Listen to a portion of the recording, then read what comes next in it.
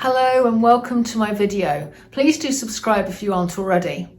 So today I wanted to talk to you about something that has been on my mind since last week when I wasn't able to share a video.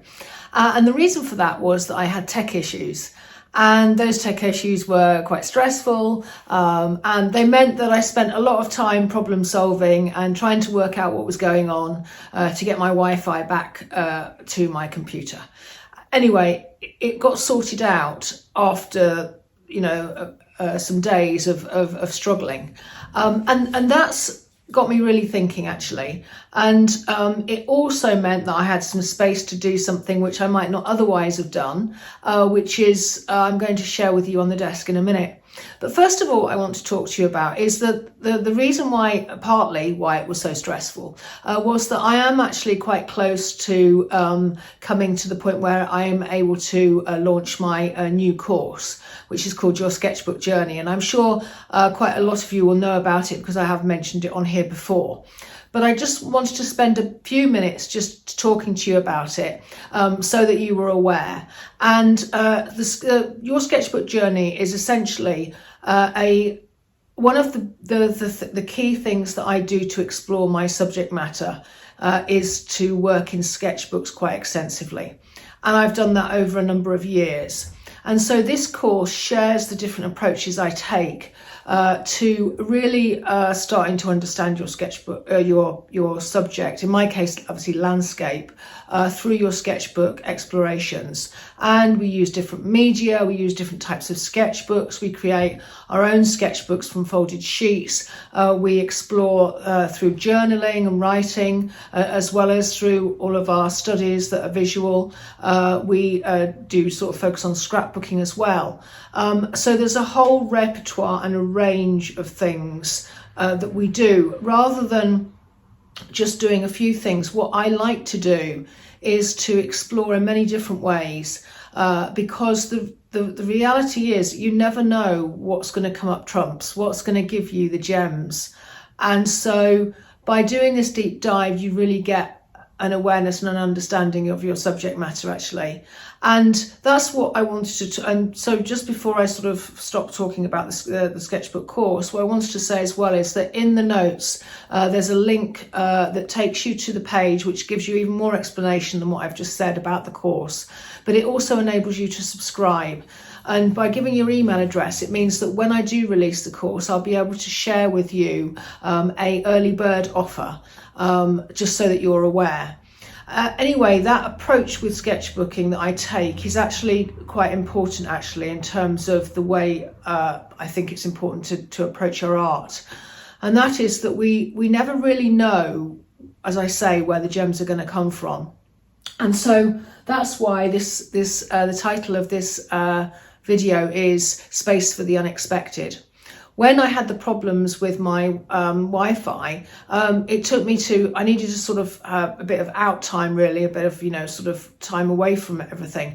And so I started to exploring something, an aspect of my sort of subject matter for the course, by the way, is wild flora.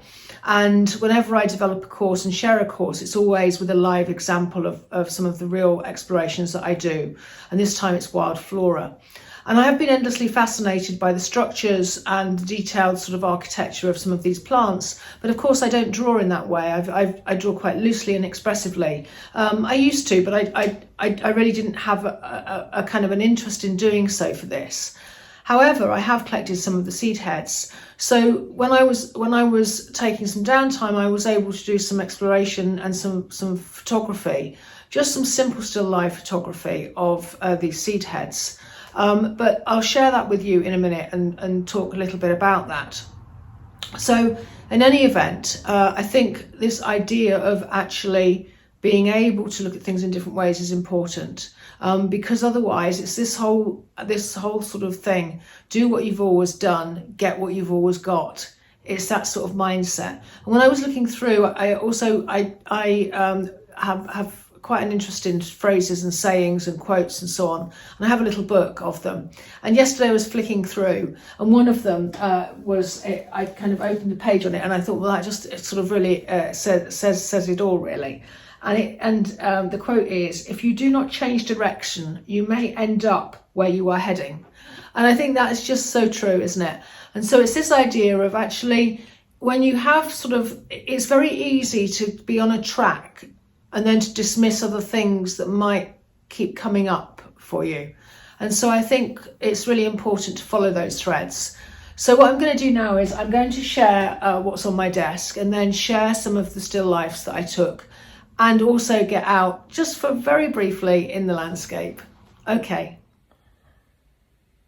So this is the thing that I was saying that I had been looking at and doing still life with. So all this is a wooden tray, and for a while now I've had these seed heads in the studio, and I collected them as I've been doing my studies and my sketchbooks out and about. And it's been one of those things that I really love, these structures. The architecture of these is just incredible, and it evolves and changes as things drop out of these little heads. It changes and looks different. This is one at a different sort of stage, and you can see it's sort of slightly different with the little sort of seeds still on the flower heads. And this one is one of those flat Achilleas, and these do these really amazing sort of things where they kind of form this sort of like tight sort of ball or head, and it's just really fascinating to look at them and to study them. But I don't have any inclination to actually draw them like a botanical drawing. I really don't. And even as you move them, the things fall off. I have no interest in doing that, because if you know my drawing is about being loose and expressive. So I have captured these, but in a very different and loose way to just literally drawing them. But what I did want to do was I wanted to capture them, because somehow or other they are part of how one of the things that I really love about the wild flora walking along the country lane. So when you see these sorts of tight knotty little flower heads, they're just amazing to look at. But I didn't want to try and draw them to look at them.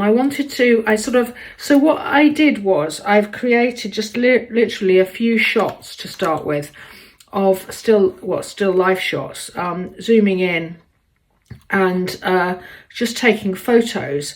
But what struck me was how interesting it is when you've got these kind of contained within this box.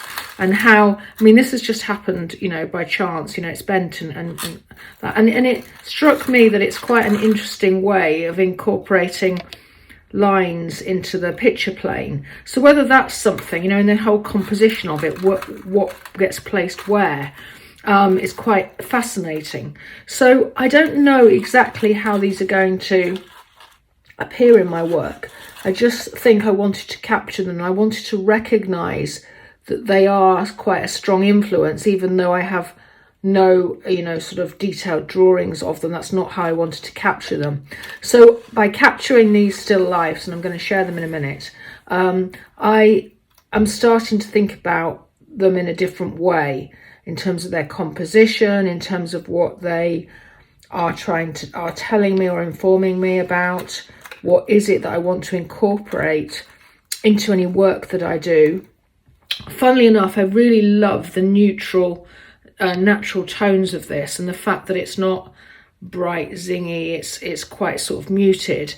But the whole fascination really is with the architectural structures, and whether I might even make something with these, I don't know, some sort of model, not with these literally, but with something that I create.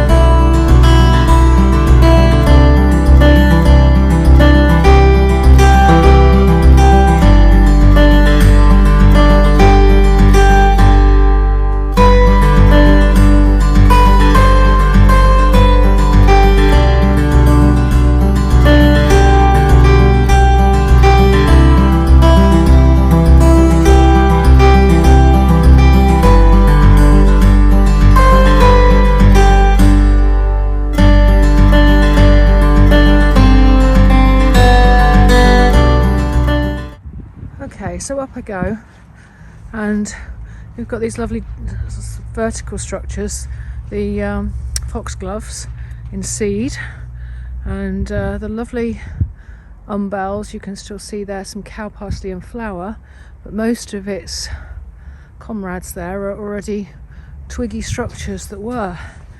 And now a lot of them have lost a lot of their seeds and their tops, and so they're just quite fragile now, rather than what they were, which were quite strong skeletons. There's one with a little bit more oomph to it that you can see. Anyway, on we go, and I'm heading up a little bit further so I can park myself and do some drawing in my sketchbook. So thanks for watching. Please do like and subscribe and make comments, and don't forget that the link to my new course is in the notes for the video. Thanks a lot. Bye bye.